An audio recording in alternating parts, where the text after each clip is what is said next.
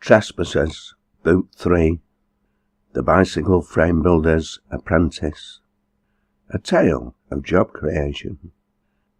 The bicycle is just as good company as most husbands, and when it gets old and shabby, a woman can dispose of it and get a new one without shocking the entire community. And strong. The bicycle is the most civilized conveyance known to man. Other forms of transport grow daily more nightmarish. Only the bicycle remains pure in heart. Iris Murdoch, The Red and the Green. When man invented the bicycle, he reached the peak of his attainments. Here was a machine of precision and balance for the convenience of man, and, unlike subsequent inventions, for man's convenience. The more he used it, the fitter his body became. Here, for once, was a product of man's brain that was entirely beneficial to those who used it, and of no harm or irritation to others. Progress should have stopped when man invented the bicycle. Elizabeth West, Hovel in the Hills. For instance, the bicycle is the most efficient machine ever created. Converting calories into gas, a bicycle gets the equivalent of 3,000 miles per gallon. Bill Strickland, The Quotable Cyclist. The Bicycle Frame Builder's Apprentice by Malc Cowle, narrated by the author. Chapter 1. As the sun sank towards the horizon, the sky to the west of Manchester turned a spectacular deep ruby red, tinged with yellow gold. Rosie Ackroyd was about to change out of her school uniform and make herself ready to meet her friend Connie. Attracted by the sheer beauty of the moment, she gazed out of her bedroom window in wonder. Such sunsets were not uncommon. The pollution produced by the urban conurbation in which she resided virtually guaranteed them, given the right weather. In this case, a cold snap following a mild winter spell had provided the necessary atmospheric conditions. Moreover, the small terraced house she shared with Grandad and Alice, her mother, perched high on top of the hill in Edgeley, Stockport, overlooking the Mersey Valley from what had been its Cheshire bank to the neighbouring old county of Lancashire, provided a perfect view. At last she turned away. She needed to get ready and then organise Grandad. The bus from Mayfield would arrive about 5 o'clock. It was Boxing Day, 1991, and Connie had arranged to stay with her friends in Stockport, an unusual occurrence. Although Rosie was looking forward to the visit, she didn't understand why her friend had been so insistent on staying at her home. As a townie, she much preferred the Gatside farm in Mayfield. What she didn't realise was that Connie had ulterior motives, let alone that Grandad enjoyed her friend's confidence. "Now, are you sure you have everything you need?" "Of course, Ralph. Stop fussing." "Have you packed all the Christmas presents safely?" "Ralph, stop treating me as though I'm daft." Connie bent down to fondle Titch's ear for one more time. "Look after my big brother whilst I'm away, please, Titch," she said softly. The Manchester Terrier wagged his tail vigorously, as if understanding every word. She turned back to her brother with a big smile on her face. "Look after Mum and Father, Ralph, and stop worrying about me. I'll phone you when I arrive, and then you can speak to Rosie." She gave him a final hug and climbed aboard the bus. Her timing was perfect. As soon as she'd handed over the fare and made her way towards the stairs to the upper deck, the vehicle was on its way. Ralph watched the bus depart and then turned on his heel. "Come on, Titch, let's go and see how Mikey's getting on." Connie gazed out of the window as the bus made its way through Birchvale towards the neighbouring town of New Mills. To any who happened to lay eyes on her, she appeared to be a perfectly normal and calm young girl, a teenager without a care in the world.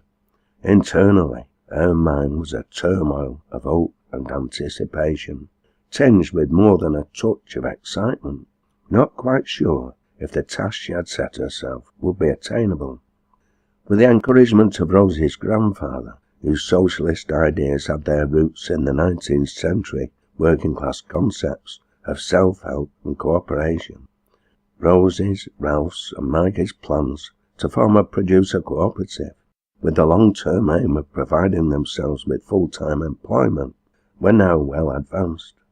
In a situation of continuing economic crisis and deepening recession, which was also having its negative effects on already struggling hill farmers, Connie's immediate family had not been slow in providing quiet support for the children's long-term plans. Unfortunately for Connie, her brother and friends had refused to involve her in their enterprise. To make matters worse, Rosie's insistence they would only involve individuals with appropriate skills and whom they were convinced could work as part of a creative team remained fresh in her memory. The implication being that she was neither skilled nor likely to have the capacity for teamwork. Connie had the sense to realise she was extremely competitive, and sometimes this led to unnecessary friction, no matter how unintentional.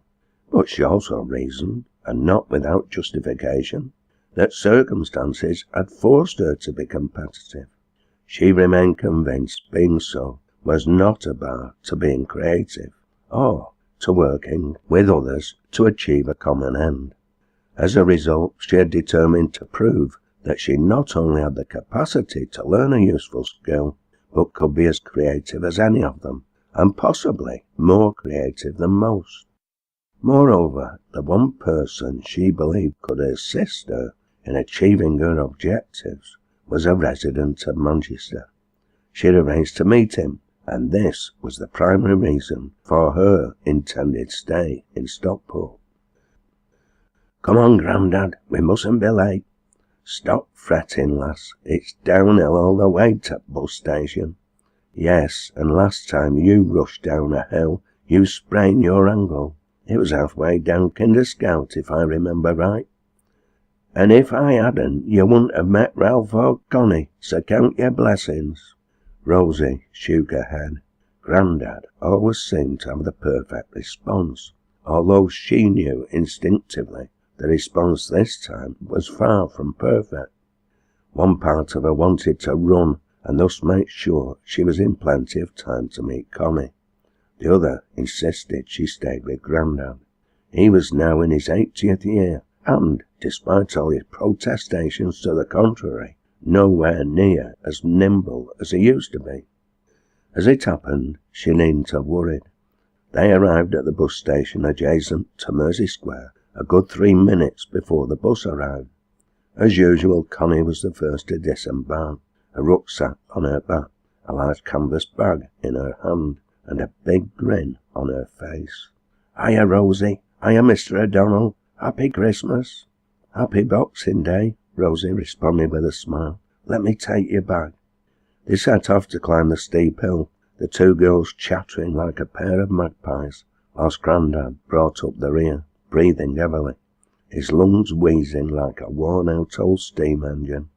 20 minutes later, during which time the old man had stopped to catch his breath at least 4 times, Rosie had opened the front door, and her mother was fussing over Connie like a mother hen. More or less at the same time, about 3 miles away in the Manchester suburb of Burnage, Malc was relaxing in his favourite armchair, listening to the radio, and wondering if he should make an effort and go down to the pub later. The Christmas holiday was not the best of times for him. For once the family home was quiet. Tom, his 10-year-old son, always spent Christmas with Claire, and she was visiting her sisters in London. They wouldn't be back until New Year's Eve. At least the holiday would soon be over. He had work to do in the morning, although customers were thin on the ground. Rising unemployment not only prevented those directly affected from spending, it also made those still in work more cautious in their budgeting. Nonetheless, he'd agreed to train a youngster, eager to learn the craft of building bike frames, although she was still at school, and would be for another 3 years. He had the feeling Connie might test his patience. He smiled to himself, remembering his first encounter with the young lass who had accompanied him on the tandem to pick up the steel tubing for her brother's sledges the previous November. No doubt she'd be with Rosie, Alice and Jack right now. He wondered how much she'd learnt from the book on bicycle frame set design and construction he'd lent her. There was a slim chance it would have put her off the idea of building a bicycle frame for herself, but somehow he doubted it.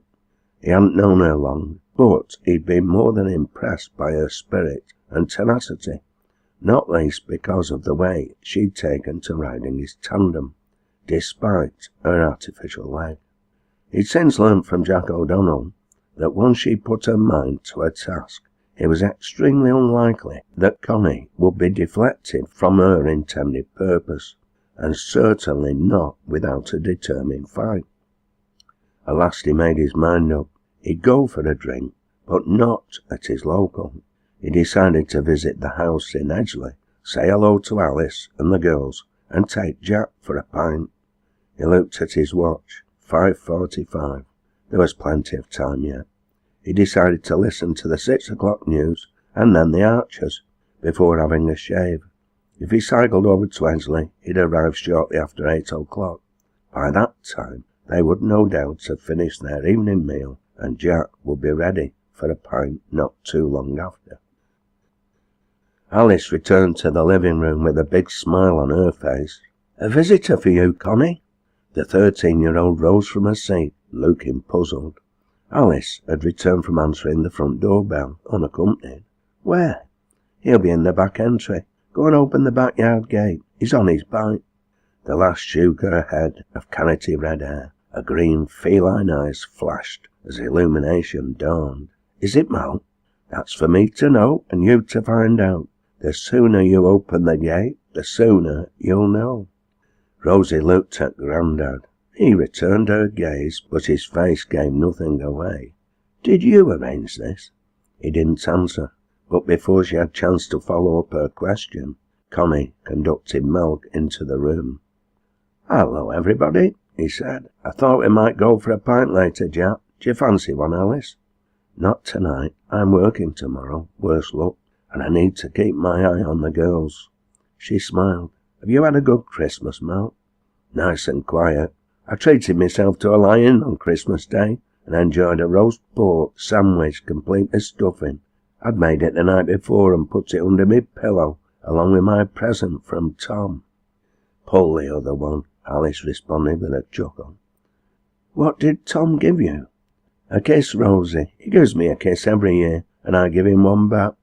He smiled and then asked, "What about you? Did you get plenty of presents?" "Loads," she responded, her sharp blue eyes shining bright. "And how's life on the farm, Connie?" "Fine, Malc, but I've got something to show you." She fled upstairs, returning moments later with a rolled sheet of A3 paper, which she handed to him. He opened it out, holding it at arm's length, and his eyes opened wide in their turn. "Who drew this?" he asked, after some moments.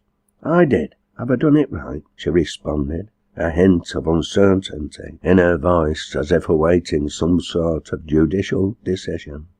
"Well, I'll need to check your measurements, but it certainly looks right." He passed the drawing over to Jack before turning back to her. "How did you measure yourself, Connie?" "Ralph helped me." She smiled and then added, "He also let me use his drawing board and instruments." "I think we are in the presence of a very gifted young person, Jack," the frame builder said quietly.